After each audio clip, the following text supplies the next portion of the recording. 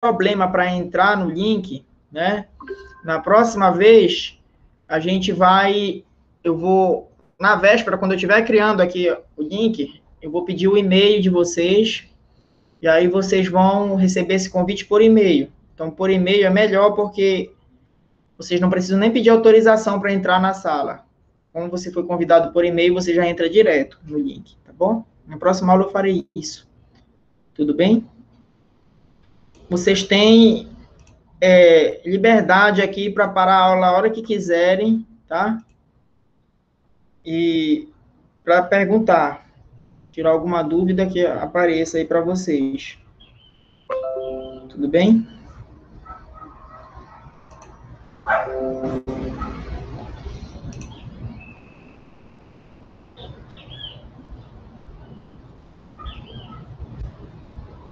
Só um instante que eu vou tentar entrar pela conta lá também, né? Eu não sei se é assim, eu apresentando aqui, como eu estou apresentando, se vai aparecer a autorização aqui, se tem alguém querendo entrar na sala. Né? A gente pode iniciar já a aula?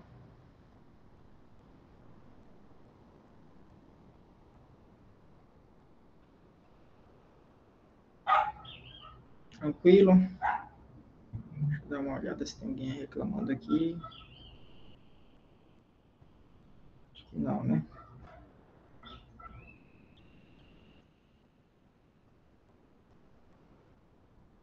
Vamos lá. Tem uns cachorros aqui latindo, perturbando. Não vai atrapalhar. Então, galera, o assunto que eu escolhi para a gente trabalhar é corrente elétrica, nesse início aqui, tá? Nessa aula de hoje aqui, ó.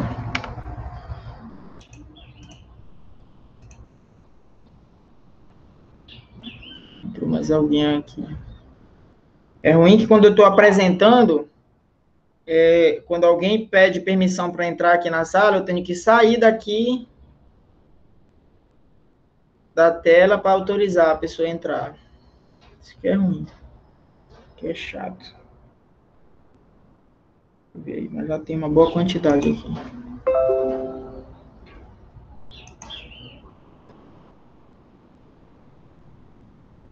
Bom dia, professor Levi. Bom dia, tudo bem? Tudo, tô com saudade do senhor. Eu também estou com saudade de vocês. A gente espera que isso passe logo para a gente voltar logo, né? Às aulas presenciais, né? A gente não sabe ainda quando vai ser. Tomara que volte logo, não aguento mais. Quando está tendo aula, vocês reclamam, né? E agora não, mas já negócio de casa, online não presta não gosto. Mas vai ser boa hoje, tu vai gostar. Tá? A gente espera, vamos torcer principalmente para que encontre logo a vacina aí. Então vamos lá, galera. Quando a gente começa a falar aqui sobre eletricidade, corrente elétrica, a primeira coisa que a gente precisa explicar para vocês é esse conceito aqui, diferenciar condutor de isolante, né? Assim, tá? Os materiais quanto ao comportamento elétrico, eles podem ser condutores ou isolantes. A gente pode classificá-los em condutores ou isolantes, né? Vamos ver essa diferença aqui. Quando é que eu tenho um material que eu posso chamá-lo de condutor de eletricidade? É quando ele possui elétrons livres, tudo bem?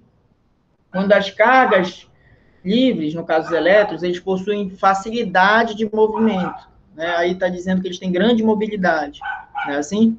Então, as cargas, devido à diferença de potencial, quando eu ligo um condutor numa pilha ou numa tomada, os elétrons entram em movimento imediatamente, tá? Se for, por exemplo, o metal, né? Tá? Exemplo aqui de condutores, os metais, a grafite, o corpo humano, né, o solo, todos esses aí conduzem bem a eletricidade. Tá claro isso aí? Tudo bem? Aqui, já os isolantes, eles são aqueles materiais onde os elétrons não têm facilidade de movimento. Eles estão mais próximos do núcleo, então a força que liga eles ao átomo é maior do que num condutor. Então, para eles, a movimentação é mais difícil. Então, vou classificá-lo como isolante. Aí tem exemplos de isolante, né, de materiais isolantes. O ar, o vidro, a borracha, o plástico, a madeira, né? papel, tá? A água pura. A água pura não é a água da torneira, tá? Isso aqui é água destilada. Não tem íons. A água da torneira tem impurezas, tem sujeira, e essa sujeira, ela conduz à eletricidade. Tudo bem para vocês aí, galera? Posso seguir? Tem alguma dúvida? Podemos continuar? Preciso do retorno aí de vocês. Tá entendido isso aí? Eu posso continuar?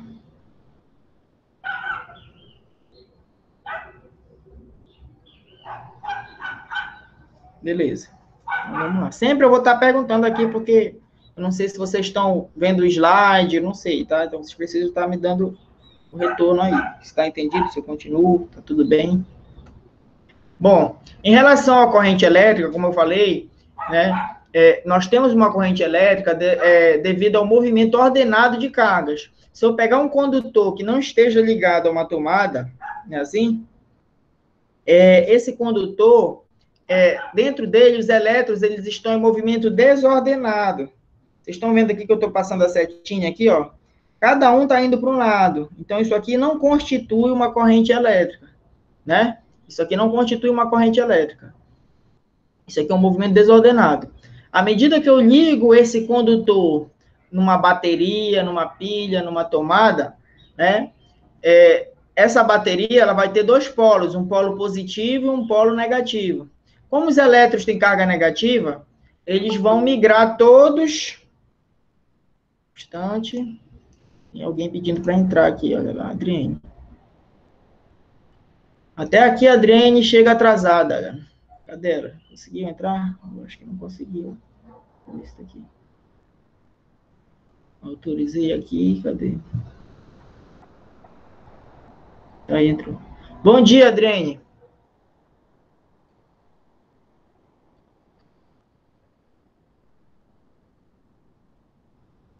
Adriane, até na aula online tu tá chegando atrasada, olha.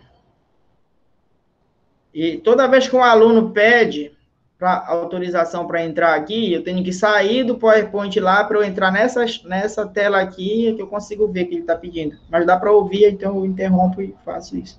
Na próxima aula, a gente vai enviar esses convites por e-mail. E aí vocês vão poder entrar sem estar pedindo autorização, tá bom? Vamos seguir aqui. De novo. Vamos lá. Tá aí.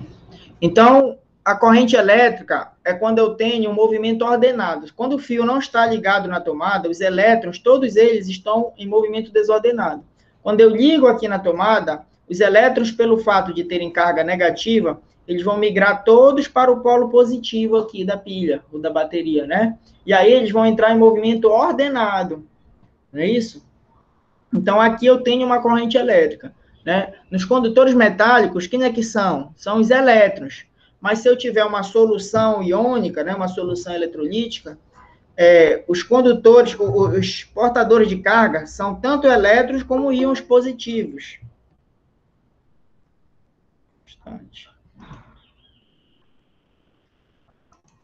Então, quando eu tenho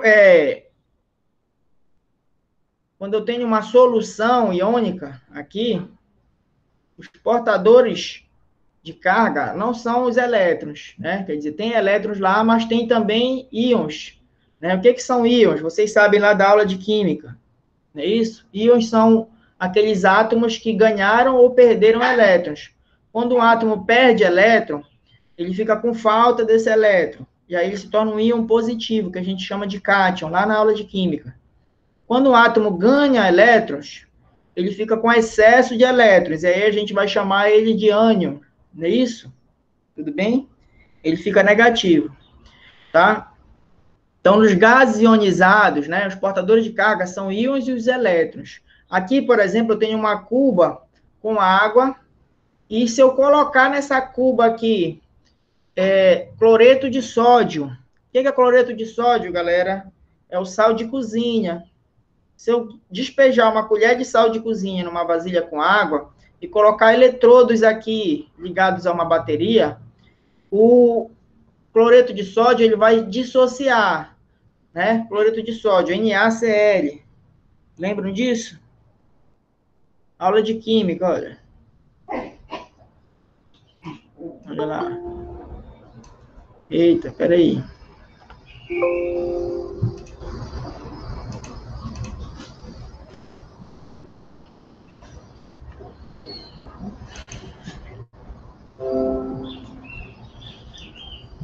Vamos lá. Gente, vocês precisam entrar, viu, Marcele? A aula começa 8 horas. Vocês precisam entrar 8 horas. Porque quando eu estou apresentando o slide aqui, se entra algum aluno, eu paro, não dá para eu ver, não dá para eu autorizar a entrada dele por aqui, pelo slide. Eu tenho que sair daqui e voltar, e para a aula. Tudo bem? Vamos lá. Então, numa solução aqui iônica, né? Se eu despejar numa água aqui, numa vasilha com água, se eu despejar aqui sal de cozinha, né? Esse sal de cozinha, ele vai se dissociar, ou seja, vai separar. Né? Tá aqui, vamos lá de novo, voltar para cá. NaCl. Desculpe a minha letra aí. Tá? Então, quando eu despejo sal aqui dentro, né? O Na+, ele se separa do cloro. Então, o Na, como vai ficar positivo, né, o sódio, ele vai ser atraído pelo eletrodo o quê? Negativo. E o cloro, ele vai ser atraído pelo eletrodo positivo. Então, eu vou ter aqui uma corrente formada por íons. Não são mais elétrons, olha lá, tá? Então, o sódio, ele vai ser atraído pela placa negativa, que está aqui dentro da água, e o cloro vai ser atraído pela placa, o quê? Positiva. E aí, o que vai acontecer? Eu vou ter uma corrente, vocês estão vendo aí? Eu vou ter movimento ordenado, as cargas positivas migrando para um lado e as cargas negativas migrando para o outro. Tudo bem? Vocês entenderam o que eu estou falando aí? Respondam. Se tem alguma dúvida, falem. Sim. Tá bom. Bom, na casa de vocês deve ter lâmpadas de vários tipos, né? Aqui eu vou falar, por exemplo, como funciona uma lâmpada fluorescente, né? Nós conhecemos 3 tipos de lâmpada. Aquelas lâmpadas antigas que nem vende mais, né? Acho que em alguns locais ainda se encontra, que são as chamadas lâmpadas incandescentes, que são aquelas que esquentam muito. Ela não é vantajosa porque 95% da energia dela é transformada em calor, tá? Então, ela gasta muita energia para nada. Apenas 5% da energia dela é convertida em calor. Já uma lâmpada fluorescente, né, ela não tem o funcionamento igual à incandescente, ela não emite luz através do calor. Vamos ver aqui como é que funciona o processo, né? Quando eu tenho uma lâmpada, aqui eu tenho um esquema de uma lâmpada fluorescente, né? E aqui nós temos lá dentro os eletrodos aqui que vão emitir elétrons, um cátodo, por exemplo, aqui, né? Quando os elétrons são disparados aqui dentro dessa lâmpada tem um gás, que pode ser argônio ou vapor de mercúrio. Nesse exemplo aqui, é vapor de mercúrio, tá? Quando esse vapor de mercúrio é atingido pelos íons, pelos elétrons, no caso, que são bombardeados aqui dentro desse gás, ele vai emitir radiação ultravioleta, vai emitir luz ultravioleta, que a gente não enxerga. Então, dentro da lâmpada fluorescente, inicialmente, a emissão de radiação ultravioleta. Mas vocês já observaram que as lâmpadas fluorescentes elas são brancas, ou seja, tem um pó revestindo o vidro por dentro. Esse pó revertido, ele é de fósforo. E quando esse fósforo ele entra em contato com a radiação ultravioleta, ele converte, ele transforma a radiação ultravioleta em luz visível. E aí ele transforma em luz branca, que é o que ilumina aí a tua casa.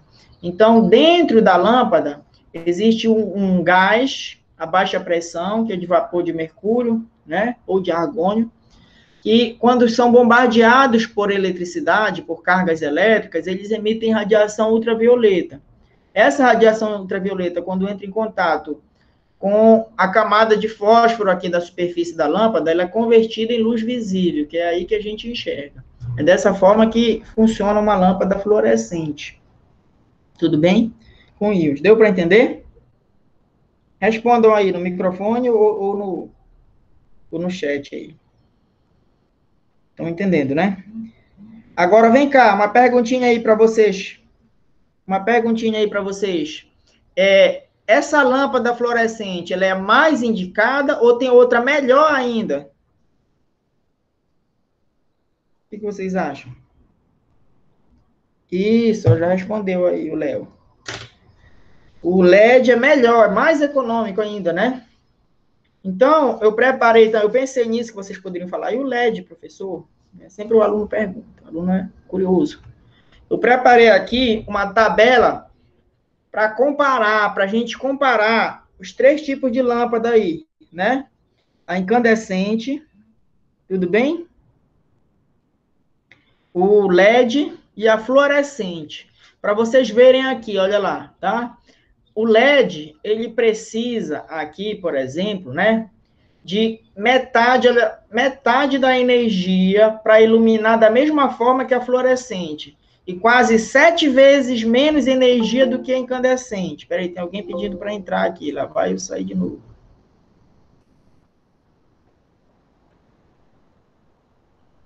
Vamos lá.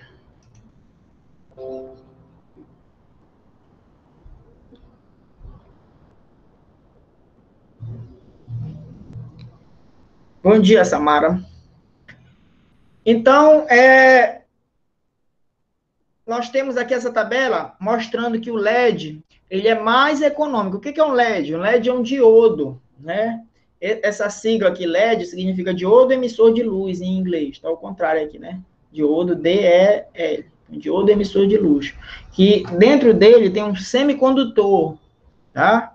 Um silício, por exemplo, né? Então, um material semicondutor. O que é um semicondutor? Ele nem é um ótimo condutor, nem isolante, ele está no meio. Ele é um semicondutor que se chama. Esse semicondutor, quando ele é percorrido por corrente, ele emite luz fria. Ou seja, não aquece, nós não temos perda por calor. Então, o LED ele é mais econômico, ele dura mais tempo, uma lâmpada de LED dura em média de 3 a 5 anos, né? Ou mais. Tá? E ele consome menos energia, vocês estão vendo aqui na tabela. Então, se vocês forem no supermercado com a mãe de vocês, para comprar, ou com o pai, né? Recomendem o LED. Ah, mas é mais caro. É mais caro, mas a longo prazo você vai economizar. Porque o tempo que dura um LED, tu vai trocar umas 5 vezes uma lâmpada incandescente, umas 3 vezes a lâmpada fluorescente. Então, o dinheiro que tu vai gastar um pouquinho a mais vai valer a pena no LED. Tá? Deu para entender isso aí, galera? Alguma dúvida? Respondam aí. Tranquilo até aí? Bom, vamos falar aqui sobre o sentido da corrente. Vocês sabem que o sentido da corrente, no caso de um condutor, vamos pegar um condutor metálico aí, o fio do teu computador. Lá dentro, os elétrons que têm carga negativa, não é isso? Eles estão em movimento ordenado num sentido. Mas a gente não considera esse sentido real. A gente vai convencionar o sentido oposto, como se fossem as cargas positivas que se movimentassem. Não é isso? Isso aí, historicamente, né, foi adotada essa convenção, porque antes de saber que eram os elétrons, foi adotado como se fossem as cargas positivas. Depois que a gente descobriu que são os elétrons, né, a gente percebeu que não faz diferença se a gente adotar o sentido positivo. Como os livros já estavam todos escritos, né, com o sentido positivo, então resolveu se manter o sentido. Então, esse sentido que a gente usa é chamado de sentido convencional. É como se fossem as cargas positivas que se movimentassem. Mas a gente sabe que, na verdade, são os elétrons. Numa prova do Enem, para vocês, lá vai estar o sentido convencional, como se a carga saísse do polo positivo. Beleza? Como é que a gente vai calcular essa corrente elétrica aí? Tem uma forma, né? A corrente elétrica ela vai ser dado ΔQ sobre ΔT. Esse ΔQ é a quantidade de carga e o ΔT é o intervalo de tempo. Para a corrente sair em ampere, que é a unidade dela, galera, a carga tem que estar em coulomb e o intervalo de tempo tem que estar em segundo. A carga sempre vai ser dada em coulomb para você, mas o tempo numa questão, ele pode aparecer em minutos, e aí você transforma, você não vai jogar em minutos lá, nem em horas, tá? Quando eu quiser calcular a corrente elétrica aqui, a gente vai colocar o intervalo de tempo em segundos, a gente precisa transformar. Então, se a carga estiver em coulomb e o tempo estiver em segundo, a corrente vai sair em ampere. Tranquilo? Tá. Tipos de corrente aí que podem existir, que podem aparecer para ti. Existem dois tipos de corrente que interessam para a tua prova do Enem. Quais são? A corrente contínua e a corrente alternada. Aí na casa de vocês, vocês acham que quando tu liga a tua televisão para ver a novela, né? Para ver o Globo Esporte aí, a corrente que circula aí na tomada, ela é contínua ou ela é alternada? O que vocês acham?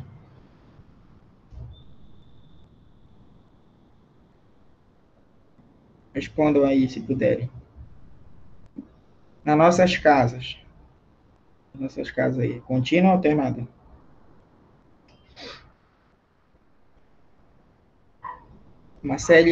Maciele acha que é alternada.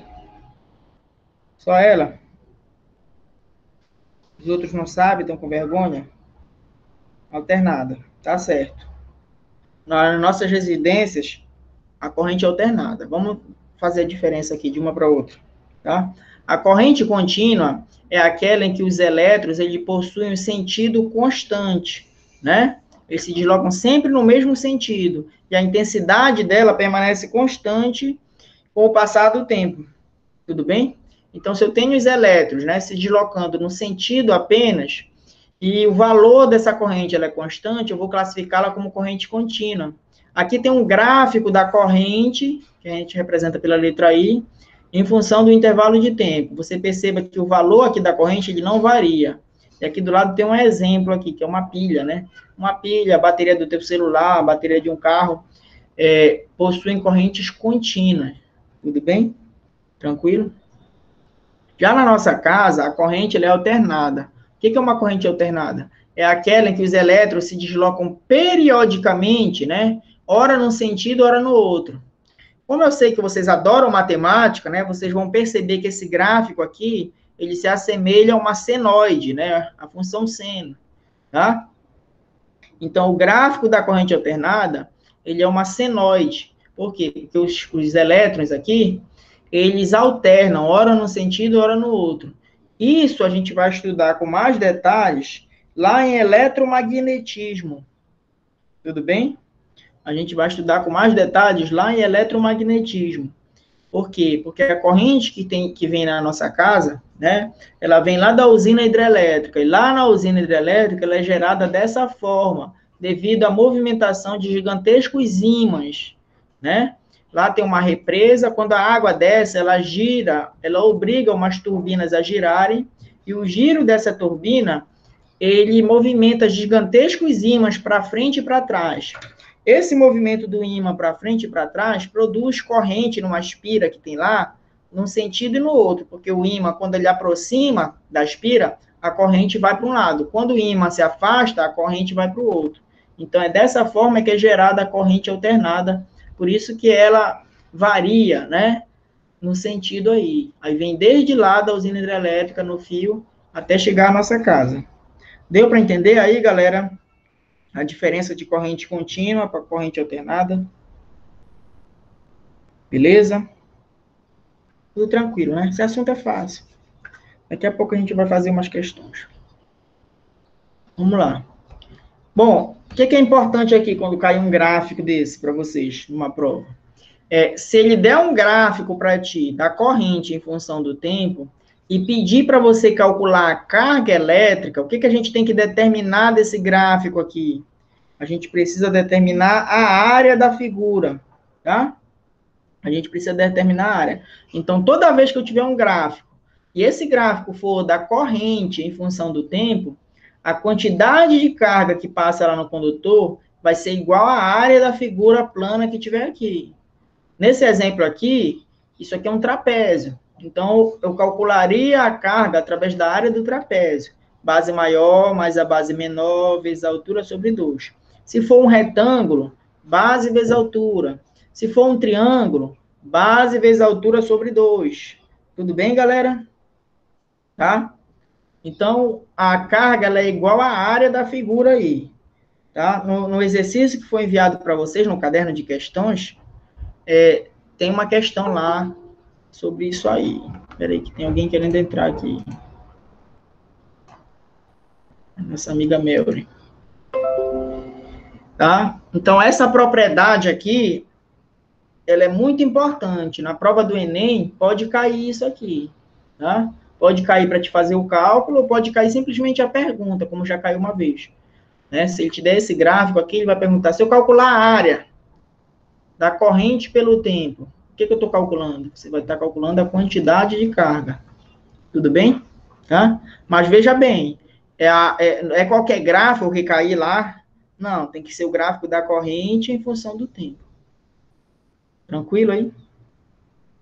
Alguma dúvida, galera? Posso continuar? Entenderam aí essa propriedade? Beleza? Se vocês tiverem alguma dúvida, vocês estão entendendo tudo, é? Porque tudo que eu estou falando aqui, o pessoal pode continuar, tá entendendo? Tá fácil assim, é?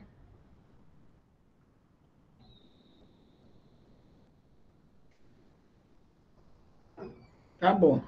Mas se vocês tiverem dúvida, não fique com vergonha. Se não quiser falar, pode falar aí no microfone, tá? Abrir o microfone se tiver dúvida. E se não quiser falar, pode digitar aí, tá bom? Quero ver só no exercício. Então a gente vai já fazer aqui, né?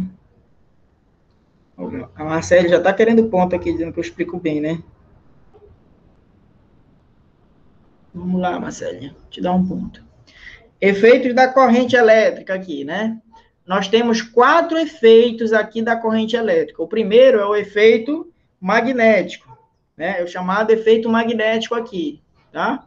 Quem descobriu esse aqui foi um cara chamado Christian Ørsted, tá? Em 1820, ele descobriu esse efeito aqui.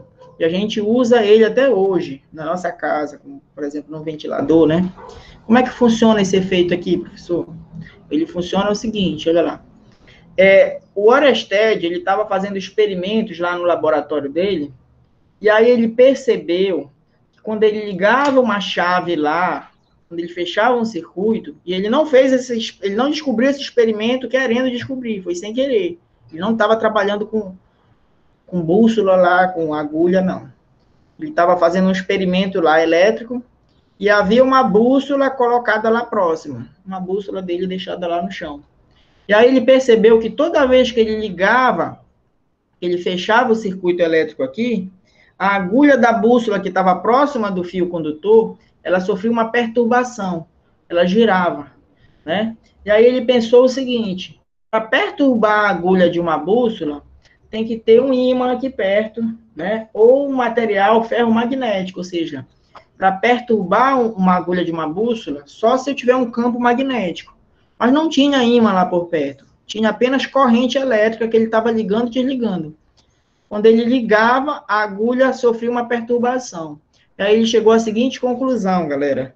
Toda vez que eu tenho corrente elétrica percorrendo um fio, essa corrente ela gera também em torno desse fio um campo magnético.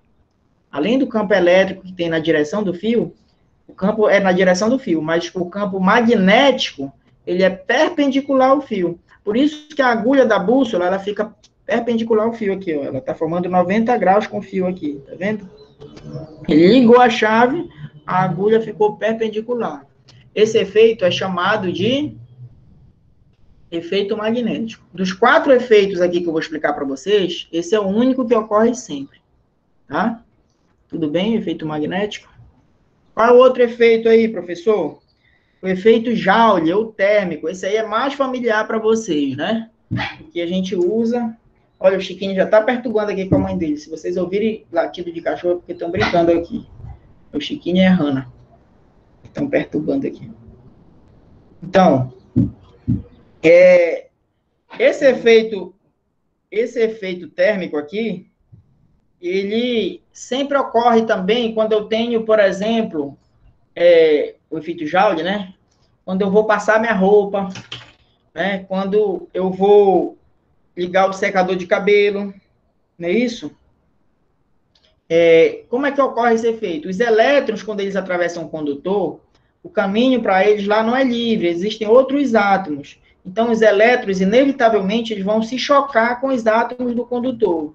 Quando eles se chocam com esses átomos passam a oscilar, passam a vibrar. Vocês aprenderam lá no segundo ano que a temperatura é a medida do grau de agitação das moléculas. Quanto maior a agitação de um átomo ou de uma molécula, mais quente o corpo está. Então, devido ao choque dos elétrons com esses átomos passam a vibrar e o condutor se aquece.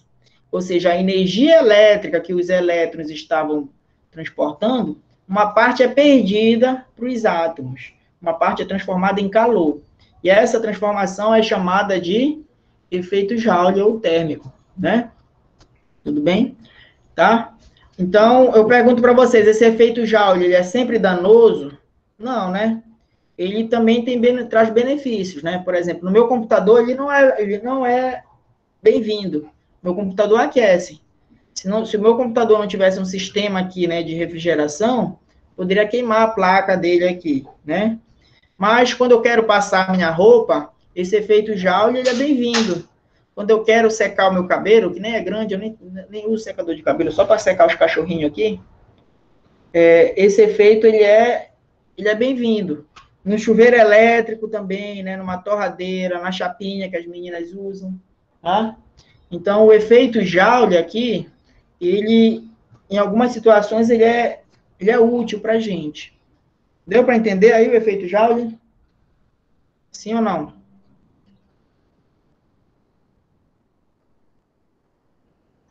Só um minuto aqui que eu vou pegar um negócio que caiu aqui no chão.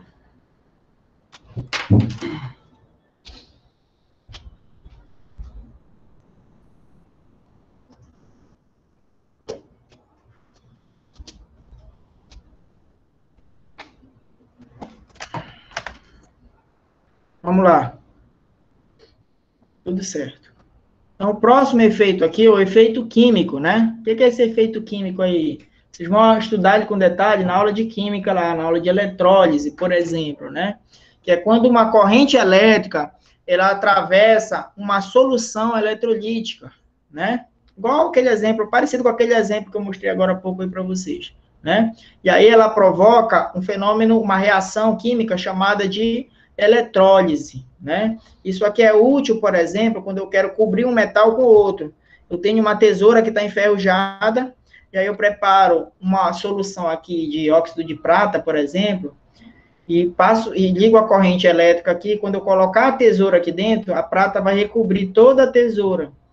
E aí ela vai parecer nova de novo, né? Um exemplo aqui, tá? Mas com certeza um professor de química fala com mais propriedade para vocês desse efeito aí, tá? Que na física, a gente apenas cita ele, né? O efeito químico são as reações químicas, que é a passagem da corrente elétrica por um eletrólito. Tranquilo aí? Beleza? Tá. E o principal, né, ou um dos mais importantes aqui, é o efeito fisiológico. O que é o efeito fisiológico? É o famoso choque, né? Quando eu tenho um organismo vivo percorrido por corrente elétrica, esse organismo ele pode sofrer contrações musculares involuntárias, né? Que pode, inclusive, levar à morte, dependendo da intensidade aí, tá? Então, muito cuidado quando for mexer com eletricidade, né? Ontem eu estava dando essa aula à tarde, a turma da tarde, e um aluno disse que sempre limpa o micro-ondas dele, né, descalço. Isso é perigoso, mesmo que o micro-ondas esteja desligado da tomada, tá? Porque ele acumula carga. Já teve gente que morreu ao tentar limpar o micro-ondas e pegou choque. E o micro-ondas estava desligado da tomada. Só que ele armazenou carga lá, quando a pessoa tocou, essa carga foi descarregada no corpo da pessoa, tá? Então, tenham cuidado. Quando forem limpar micro-ondas, trabalhar com qualquer equipamento elétrico na casa de vocês, calcem uma sandália de borracha e não façam isso com a pele molhada. A pele molhada diminui a resistência do nosso corpo e faz com que a corrente elétrica que atravessa o nosso corpo seja maior, tá? É mais perigoso aqui a corrente quando ela entra por um braço e sai pelo outro, porque ela vai atravessar a tua caixa torácica aqui, tá? E aí pode ocorrer do teu diafragma, ele colabar. O que é colabar? É colar uma parede na outra. E aí você vai puxar a respiração e não vai conseguir respirar, né? Então pode levar uma parada respiratória aí. Tudo bem? Tá. Aqui tem uma tabela com o que pode acontecer com uma pessoa conforme a intensidade da corrente, né? Claro que todo mundo aqui, eu acho que a maioria já pegou um choque e não morreu, graças a Deus. Mas de que depende aí, né? Se a gente pegar um choque, a gente correr risco. Depende da intensidade da corrente e do tempo que leva essa corrente no nosso corpo, tá? Depende da intensidade e do intervalo de tempo. Pois é, então cuidado com o micro-ondas, né? Tá bom. Então aqui, olha lá. Até 10 miliamperes, se a pessoa pegar um choque até 10 miliamperes, ela vai sofrer, qual o dano que ela sofre? Ela pode sofrer dor e contração muscular. Inclusive, se você for pegar num fio para ver se está passando corrente, nunca pegue com a palma da mão, porque a tua mão, ela vai, se estiver passando corrente, ela vai contrair. Sempre pegue com a costa do dedo, que se tua mão fechar, ela vai fechar para o outro lado e não vai ficar segurando o fio, tá? Tudo bem? E se uma pessoa estiver pegando choque, a gente, para salvar a pessoa, não pode, evidentemente, de pegar na pessoa com as mãos, porque a gente também vai pegar choque. A gente tem que primeiro tentar desligar a chave onde está passando a corrente e afastar a pessoa segurando um material isolante, né? Uma tábua, um plástico, tá? Tem que tomar esse cuidado. Se a corrente for entre 10 miliamperes e 20 miliamperes, vai ocorrer o aumento das contrações musculares.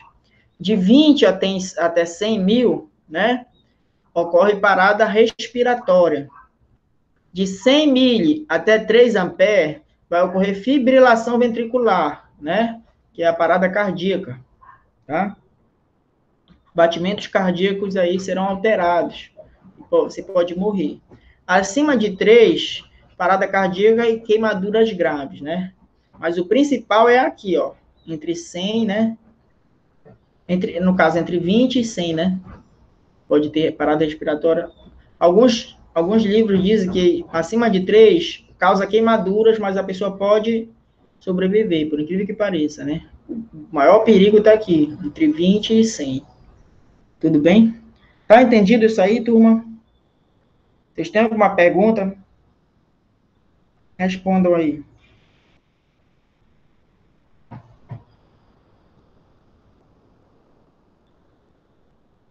Tá entendido. Um lembrete aqui que o professor Rogério pediu de Química, que ele já gravou a aula e já postou lá no YouTube para vocês. Vocês podem assistir lá, tá? A aula dele não vai ser ao vivo, ele vai gravar as aulas dele e vai postar lá para vocês assistirem, quem for aluno do professor Rogério, tá? E aí vocês vão assistir depois a aula, se tiver dúvida durante a explicação lá, vocês podem perguntar para ele lá no grupo. Tudo bem? Posso continuar aqui? Vamos fazer um exercício aqui, galera. Vamos fazer uma questão aqui. Essa primeira aqui. Por uma seção transversal de um condutor iônico, passam no intervalo de tempo de 20 segundos, cátions num sentido e ânions no outro. A carga elétrica transportada pelos cátions é mais 8 coulombs e pelos ânions, menos 8 coulombs. Quanto vale a intensidade da corrente elétrica nesse condutor? Então, olha lá. Os cátions estão passando aqui de um lado para o outro e os ânions em sentido contrário, né? E eu te dei o valor dessas cargas, carga positiva e carga negativa. Tudo bem? Vamos lá. Eu te dei aqui o valor dessas cargas. A carga positiva é mais 8 e a carga negativa é menos 8. Tudo bem? Tá? E te dei o intervalo de tempo. Aí o aluno pergunta assim, professor, como é mais 8 para um lado e menos 8 para o outro, vai dar 0. Essa corrente aí. Só que quando a gente for calcular a corrente, a gente não vai usar esse sinal, a gente vai usar em módulo. Então, como é que a gente faz essa questão aí? Olha lá, a gente faz assim, ó. Para o cálculo da carga elétrica que atravessa a seção do condutor, devemos considerar suas cargas positivas e negativas somando seus valores absolutos, ou seja, em módulo. Então, se passou mais 8 para um lado e menos 8 para o outro, no total vai ser 8 mais 8. Tu vai desprezar o sinal. Tá? A gente vai somar só o valor absoluto. Então, a carga total que passou aí nessa solução, na verdade, foi 16 coulombs. Ele deu intervalo de tempo para ti, que foi 20 segundos lá, olha lá. Vou voltar aqui, tá bem aqui, ó. Ele deu 20 segundos, olha lá. Tá? Então, como é que calcula a corrente? A corrente elétrica, deixa eu voltar aqui, para lá. Qual a intensidade da corrente? A corrente elétrica a gente determina por essa expressão que a gente viu durante a aula. I é igual a ΔQ sobre ΔT. O ΔQ foi 16, está aqui em cima, eu somei 8 mais 8, e o intervalo de tempo é 20. Né? Então, se eu dividir 16 por 20, eu vou encontrar 0,80 ampere. Se eu não quiser escrever 0,80, você coloca 0,8. Tá? Tranquilo? Eu também enviei uma apostila para vocês aí, coloquei lá pelo grupo, pelo WhatsApp, né? Tanto em Word como em PDF. E eu vou resolver umas questões, algumas que eu estou resolvendo estão lá, outras, se não tiver, é para vocês treinarem, tem gabarito lá, né? O objetivo aqui é fazer vocês participarem da aula, tá? E fazerem as atividades, todo mundo vai passar de ano, ninguém vai reprovar aluno aqui, tá? Mas vai reprovar aquele aluno que não participar. Ah, eu não assisti a aula, professor, estava sem internet, aconteceu alguma coisa aqui em casa, eu saí e tal. Aí você pode ir lá no vídeo depois, quem não assistiu, se falarem aí, né, no grupo, que essa aula vai ficar gravada lá no YouTube. Eu vou postar daqui a 1 hora, ela lá no YouTube.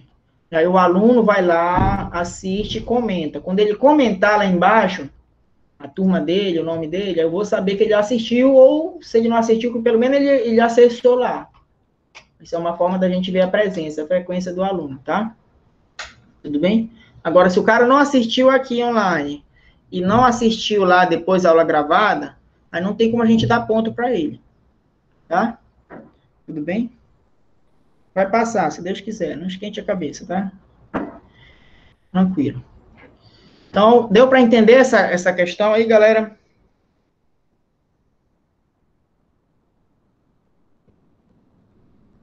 Vocês entenderam essa primeira? Sim, é só a aplicação da fórmula. Porque numa carga elétrica intermediária é mais fatal que uma carga mais pesada. Se o senhor explicou, eu meio que perdi. Sim, ótima pergunta, olha lá. Vamos lá. Tá aqui, vamos voltar na tabela lá. O que produz modificação no ritmo cardíaco são correntes menores. Correntes acima de 3, elas já vão causar queimaduras, né? Principalmente, tem parada cardíaca aqui, mas é mais raro. Mas a parada respiratória e a fibrilação ventricular, que é alterar o ritmo de batimento cardíaco, ela ocorre com correntes menores, né? Fica realmente esse paradoxo aí. Quer dizer que a corrente não precisa ser muito grande para matar uma pessoa? Sim. A corrente na sua casa, ela é mais perigosa que a corrente no fio de alta tensão. Tá? Tudo bem? A gente vai explicar isso lá em eletromagnetismo, viu, Meg? A gente vai explicar isso, alta tensão, lá em eletromagnetismo. Mas as correntes mais perigosas aqui estão entre 20 mA e 100 mA, né? Se essa corrente, principalmente se você fechar o circuito aqui na direção do seu peito aqui, ó. Se ela passar pelo teu tórax aqui, aí ela vai mexer com o teu diafragma, né, que pode fazer com que você pare de respirar, ou pode causar uma fibrilação, alterar o batimento cardíaco, o ritmo. E aí, nessa hora, a pessoa tem que receber atendimento médico urgente, né? Respiração boca a boca, massagem cardíaca, para poder sobreviver. Tudo bem, Meg?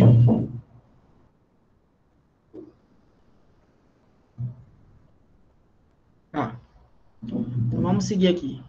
Vamos fazer uma questão que eu acredito que está lá no material de vocês para vocês fazerem. Eu não sei como é que vai ser esse retorno. Vocês receberam lá o caderno de questões, eu não sei se por e-mail, vão receber de alguma forma. Se não receberam, vão receber, tá? Toda semana, o professor que der a aula, ele tem que elaborar 4 questões para vocês, tá? Vocês vão receber aí.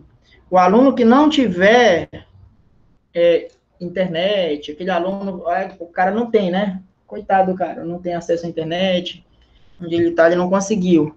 Ele pode ir lá na escola, que a escola vai imprimir para ele. Só aquele aluno, não é para todo mundo ir lá, porque a escola não tem possibilidade de imprimir cadernão para todo mundo. É só para os alunos que não conseguirem acessar pela internet, tá? E aí eles vão receber isso escrito lá, se eles não tiverem condições, tá? Tudo bem? E aí, vocês vão fazer essas questões e, de alguma forma, vai chegar de volta para o professor, corrigir e dar nota para vocês, tá? Vocês vão fazer em casa, sem problema nenhum, sobre o assunto que foi ministrado aqui. Beleza? Então, vamos fazer essa questão aqui. O gráfico da corrente elétrica em função do tempo, através de um condutor metálico, é dado abaixo, perdão. A quantidade de carga elétrica que atravessa uma seção transversal do condutor de 0 a 5 segundos é quanto? Então, eu quero a carga de 0 a 5 segundos. A gente viu agora há pouco, não foi, galera? O que eu tenho que fazer quando eu tenho um gráfico da corrente, do I, em função do tempo, e ele me pede para eu calcular a carga? Respondam aí, o que eu tenho que calcular desse gráfico aí? Quem estava atento à aula aí. O que eu tenho que fazer numa questão dessa? Calcular o quê? Calcular a área, né, Léo? Exatamente. Beleza, então é isso que a gente vai fazer. Que figura geométrica é essa aqui? Vocês perceberam que é um trapézio? Tá? Então, eu tenho que calcular a área desse trapézio aqui, galera. Aí o aluno pode dizer assim, professor, eu não sei a fórmula da área do trapézio. Eu não sei.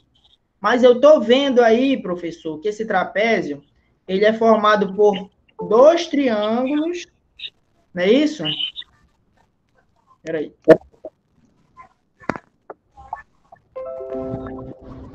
Conseguem ver minha tela aí? Consegue, né?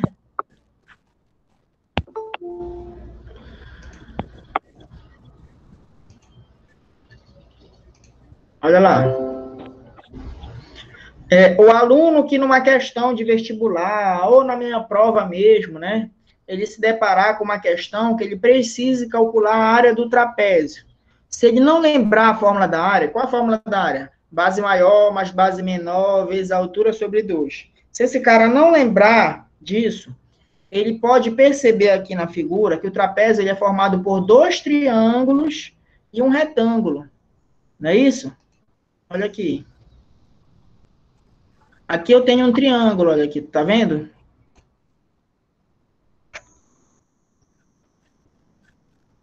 Cadê? Saiu aí a apresentação? Não tá mais aparecendo aqui, peraí.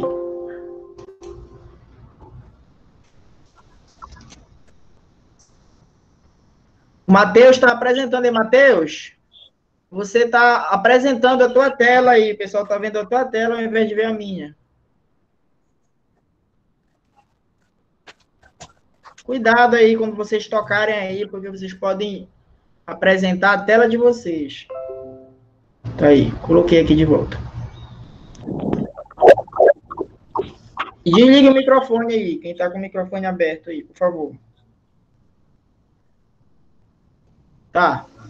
Então, eu estava falando o seguinte aqui, a gente pode calcular a área do trapézio de três formas, né? Calculando a área desse triângulo aqui, olha lá. Depois eu vou somar com a área desse outro triângulo aqui, ó. E no fim eu calculo a área desse retângulo aqui do meio. Aí eu somo as 3 áreas, me dá a área do trapézio. Só que eu vou fazer 3 cálculos aqui, ó. Na verdade, eu vou fazer 4 cálculos. Calcular a área desse triângulo, desse outro, e ainda vou ter que somar no final. Então, se eu quiser calcular a área do trapézio, tem uma fórmula. Então, a carga vai ser igual a base maior mais a base menor vezes a altura dividido por 2. Se você voltar aqui, você vai ver que a base maior desse triângulo é do 0 até o 5, ou seja, ela vale 5. A base menor vai do 1 até o 4, que é aqui em cima, olha lá. Então, dá 3, né? De 1 para chegar em 4, falta 3. Então, a base maior é 5, a base menor é 3, e a altura desse trapézio vai ser 5 aqui. Tudo bem? Então, vai lá. Base maior, 5, mais a base menor, 3, vezes a altura, que é 5, tudo isso dividido por 2. 5 mais 3 vai dar 8. 8 dividido por 2 vai dar 4. E 4 vezes 5, eu vou encontrar 20 coulomb. Né? Então, a área daquele trapézio lá equivale à quantidade de carga de 20 coulomb. Deu para entender, galera? Sim ou não? Beleza? Vou fazer mais uma e a gente encerra a aula, tá? Só mais essa daqui. Uma teórica. Vamos fazer uma teórica aqui. Tá aqui, essa aqui, ó. Presta atenção aqui. Essa é estilo Enem. Um professor pediu a seus alunos que ligassem uma lâmpada a uma pilha com um pedaço de fio de cobre. Beleza? Tá? Então, o professor pediu aos seus alunos que ligassem uma lâmpada a uma pilha com um pedaço de fio de cobre.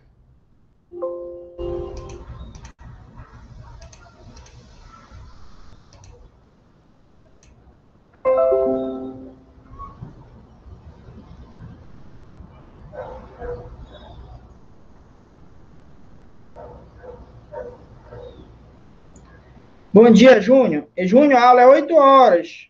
Você está entrando quase 9 aqui, a aula já vai acabar. Tem que entrar mais cedo na próxima aula. Então, olha lá. Um professor pediu a seus alunos que ligassem uma lâmpada a uma pilha. Tá? Tem na apostila. Tudo isso que eu estou falando tem na apostila aí. Talvez alguns exercícios estejam um pouquinho diferentes, mas aquela apostila que eu dei, inclusive, é para vocês estudarem para o Enem também. Sempre vocês vão receber um material assim também, tá? Não vai faltar material para vocês. Então, o professor pediu a seus alunos que ligassem uma lâmpada a uma pilha com um pedaço de fio de cobre. Nessas figuras estão representadas as montagens feitas por 4 estudantes. Então, o Carlos ligou dessa forma aqui. Olha lá.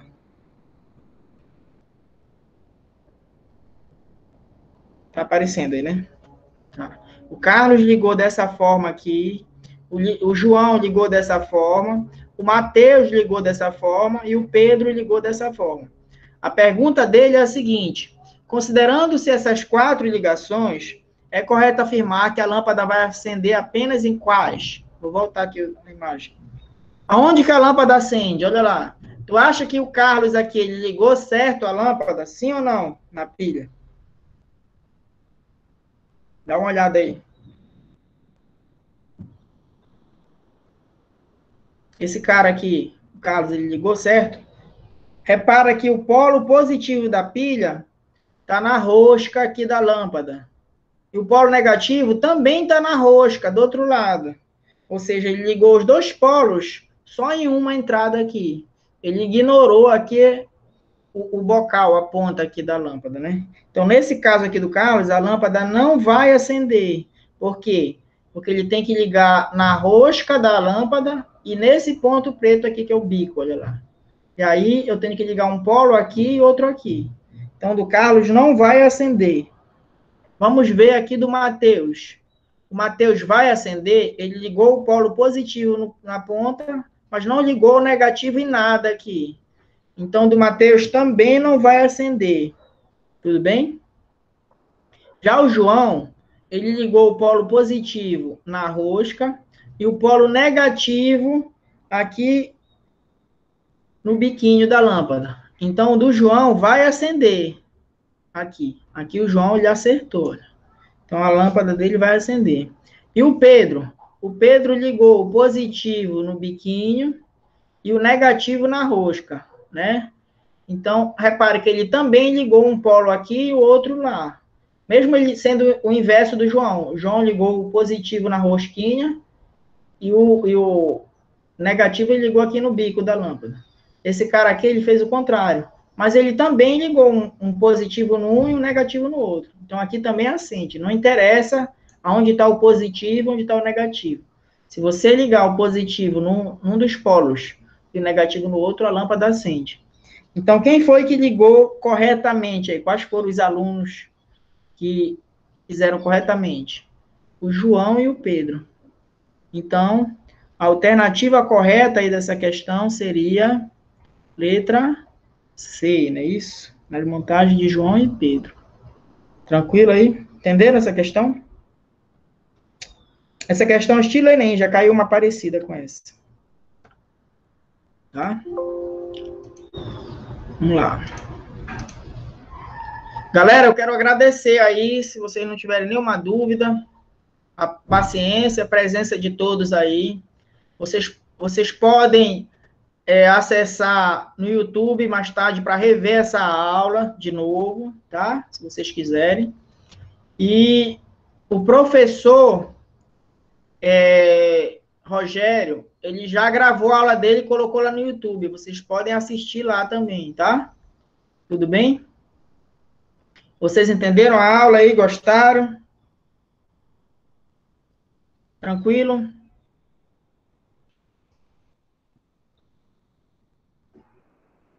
Beleza? Então, vou encerrar aqui a gravação.